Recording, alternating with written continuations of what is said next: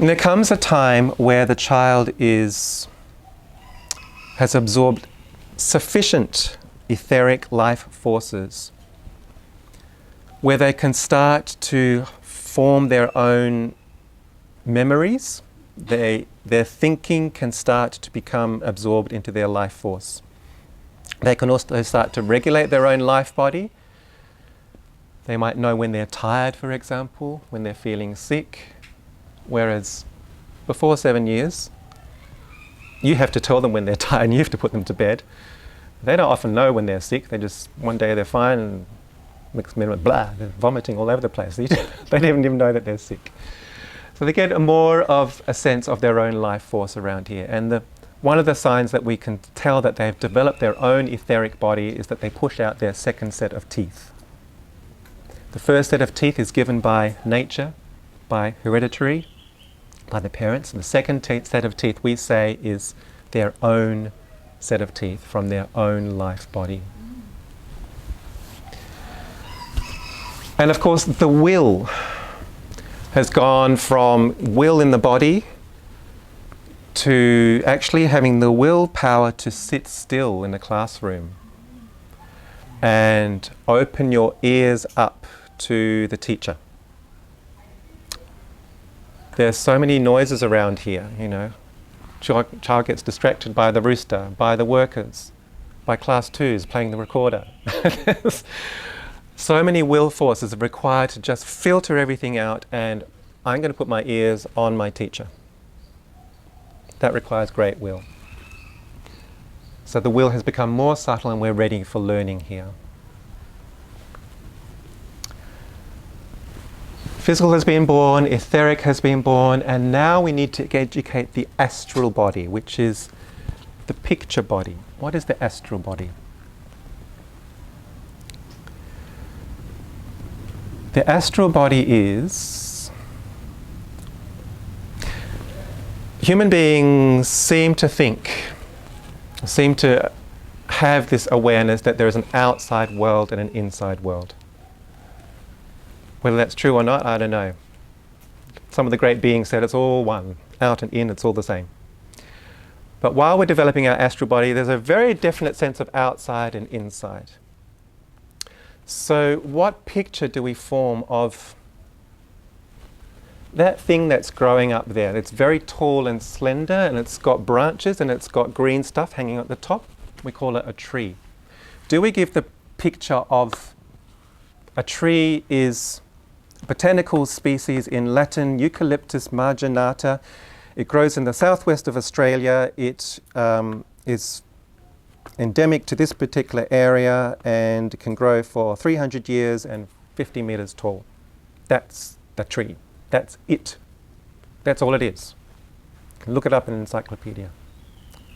Is that the kind of picture we want to form of the world? An encyclopedic picture? Or do we read them the faraway tree? Do you know the faraway tree where there's all these amazing creatures living in the tree? There's Dame Washalot who throws her washing out, and there's Moonface, and there's the naughty pixie, and there's all these amazing creatures living in the tree. It's a living, imaginative picture of a tree. And sometimes the tree has fruit, and sometimes it has flowers, and sometimes it's green, and sometimes it's brown, and all throughout the seasons. This is a living being, a living continuous possibility of a tree. That's the kind of astral picture we give of the world to our children. It is living and breathing and full of possibility. So that's a very typical kind of picture we give of the world for class 1. World is still magical. We're still in this halfway house between being a spiritual being and being on the earth. Things are quite dreamy, things are still quite magical, and we give them fairy tales. A frog can turn into a prince. 7 birds can turn into your brothers. You can walk in the forest and there can be a house made of candy. This is real for a 7-year-old or a 6-year-old. You know, this is their world. So the fairy tales are teaching them what? That the world is unreal, it's just a dream? The fairy tales that we use, we gather from all the world's cultures, and they are full of symbolism. And when you hear a fairy tale, perhaps you can remember back to your childhood, they are deeply resonating on some level. You cannot intellectualize why. We don't ask the children to think about stories, we just tell them the story and they go, wow, give me more story, tell me about the world. So, Hansel and Gretel are abandoned by their father, their good father, who doesn't want to abandon them. It's just fate that they have to go on their journey without the father. Father's very sad. And they're trying to get back to their father by putting little breadcrumbs in the forest, but all the elemental beings, all the bhutas, eat up the breadcrumbs. So they're on their own. Can you relate to that? Not to your own father abandoning you. The great father put us here in this forest. And, oh my God, I'm all alone. What am I going to do?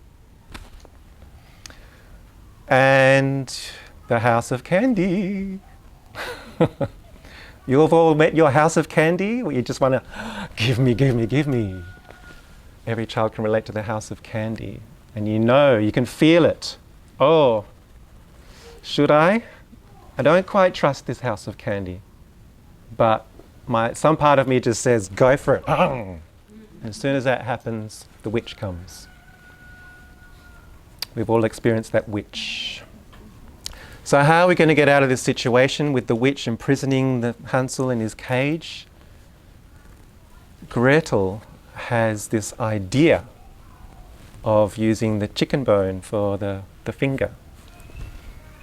And basically it's her intellect, her thinking that gets them out of this situation.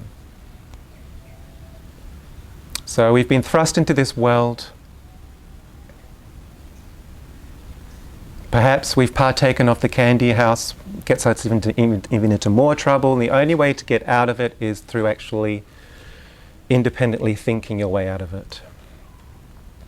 And then you get reunited back with your father. A lot of symbolism in a story like that. So, class 1. Beautiful nature walks and the nature studies in class 1 is just being in awe of nature. Going for a walk and seeing an amazing butterfly and just going, wow, look at that, look at the colours. Just so they can appreciate the awe and majesty of nature. Knitting, we start this more fine-tuned thing with the fingers. We say that knitting is cosmic thinking, following the thread in and out, going up and down until it forms something. Your thinking is like a thread. We have lots of singing. Singing keeps us in tune with the cosmos, with the spirits. We have form drawing, where we draw straight lines, curves, all the basic archetypal patterns of the world.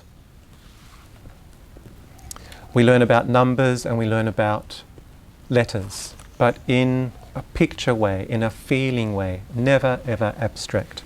How do you teach numbers in a pictorial story way? Ask our class 1 teacher. Moving through the curriculum, class 2, the magic starts to disappear. It's harder to find the magic. You can only find the magic on a full moon night if you chant your special mantras and you're wearing your special amulet. Whereas in class 1, magic was everywhere, but on class 2, it's harder to find. We also have saints. We talk about saints, people who carry the magic with them, still have this connection with the magical world. Saint Francis can talk with the animals, for example. And fables. We start to teach morality and ethics, but not through black and white. This is good, this is bad, learn it, this is the rule. Never ever like that. In Indonesia we have the buaya and the kancil, the mouse deer and the crocodile. The crocodile wants to eat the deer, of course. This is the reptilian brain, just wants to eat, he's strong. But the mouse deer is nimble and can think her way out of every situation. You just tell them the mouse, deer and the buaya story and they get it. Thinking, this part of the brain, the thinking part of the brain can trump the reptilian part of the brain, the crocodile part of the brain. Knitting becomes crocheting, the thinking becomes more intricate. Borrowing and subtracting numbers, writing words and sentences. We're on our way to more finely tuned thinking. And more here on the earth. So the picture is we're gradually coming down from the spiritual world and finding our way into the physical world. This happens quite succinctly in class 3. You can see what they're doing out there. They're learning about building. They're learning about gardening. They're learning about time, money, all the things of the earth that adults have. So the magic is starting to disappear. The spiritual world is now, we tell them stories about God. God has the magic. Human beings are kind of on their own now. Sometimes they can connect with God and do the right thing. Sometimes they do the wrong thing and they learn about the consequences of that. So we can teach them Old Testament stories or other religious stories where there is this relationship with a powerful God that we need to listen to, and what's the consequence of not listening to that. For example, the story of Joseph. Joseph was bullied by his brothers. Sometimes happens in schools, doesn't it? And he was sold into slavery by his brothers. And what a horrible thing. Children really feel, what would it be like to be thrown into a hole and then sold off as a slave? He goes to this other country and he's praying to God. And he gets these dreams from God that one day there's going to be a big famine. And so he tells the Pharaoh, we need to start saving our grains. And so when the famine eventually comes, his brothers are starving and they come crawling back to Joseph. They don't know that Joseph has now become a senior minister. And Joseph sees his brothers there, the ones who have bullied him, the ones who have sold him into slavery. What's he going to do? I won't tell you. Maybe we'd leave that one to the next day and the children would think all night long, what would I do? What would I do if I met my brothers who've been so mean to me? Okay, so continuing the journey, in class 4, the God become gods. We have the Norse myths, where there's all this pantheon of gods, the god of war, the god of nature, the god of wisdom, the god of this and the god of that. And they're starting to look a bit stuck in their ways. For example, the god of war has this hammer, his Thor, and all he can do is just smash things up. Not very bright up here, nothing up here, all brawn and no brain, we say. The god of wisdom is blind, half blind, which is kind of telling, isn't it? But there's a god called Loki, who is the trickster, and he tricks the gods into doing all these silly things and even killing each other. The gods are so stuck in their ways that they actually start fighting amongst each other, and at the end of class 4 they actually kill each other. The whole world comes tumbling down. Ashes, ruins, and from the ashes arise 2 human beings, a man and a woman. And anyone go to class 3 or 4, child? Yeah. So we talk about the 9-year-old, 10-year-old crisis. The world falls apart for the 9 or 10-year-old, subtly. For all this time they've been connected to your etheric, their parents, especially the mother's etheric. But there's a time where it's definitely severed, and they look at mum for the first time and go, are you my real mum? Are you going to die one day? What's going to happen to me when you die? Was I adopted? There's this incredible sense of alone, being alone in the world. And the magic that we've talked about, they've come from this magical world, class 1, class 2, so beautiful and magic. Santa Claus is probably, definitely gone. And as Steiner parents, Nicole and I observed our 9-year-old, and he was doing fine, and we knew about this crisis, and we just kept waiting for it to happen. Finally, at the end of the year, it was Christmas Day. Beautiful Christmas, so lovely. And at the end of the day, he just burst into tears. And he just said, "I'm so sad, I'm so sad." He said, "Why are you so sad?" "I don't know why I'm so sad." So we knew that was it. That was the crisis. So I guess he'd always experienced the magic of Christmas, and for the first time, perhaps it wasn't there. The children have to start to find it from within. They're kind of on their own, and we need to support them through this. As a more distant parent, you'll find that you'll be talking to them in a slightly different way. They are them, and you are you. And they still need you, but they don't want you in some ways as well. They know that they're alone.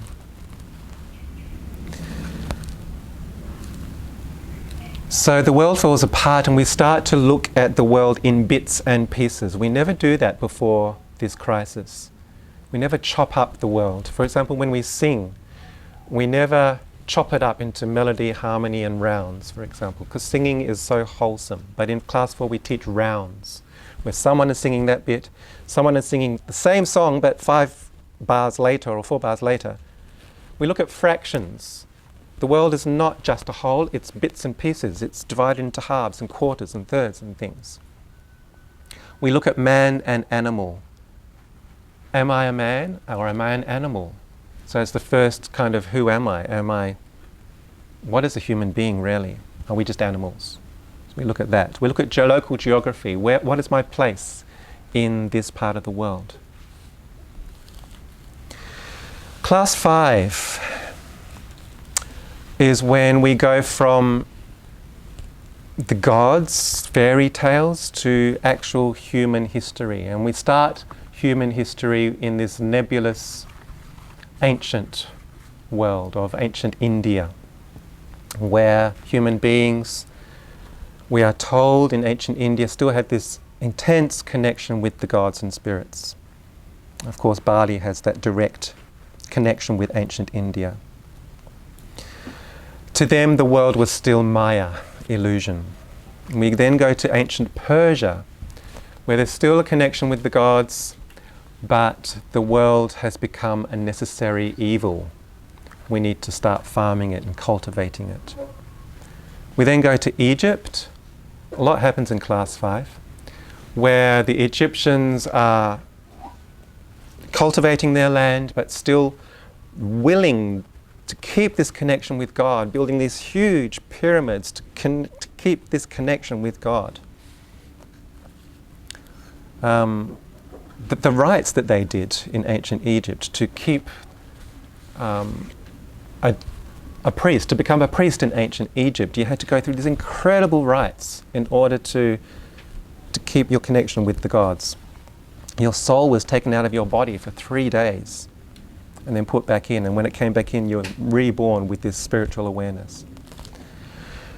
Then we go to ancient Greece in class 5, which is, again, we see that the gods seem to have these human personalities.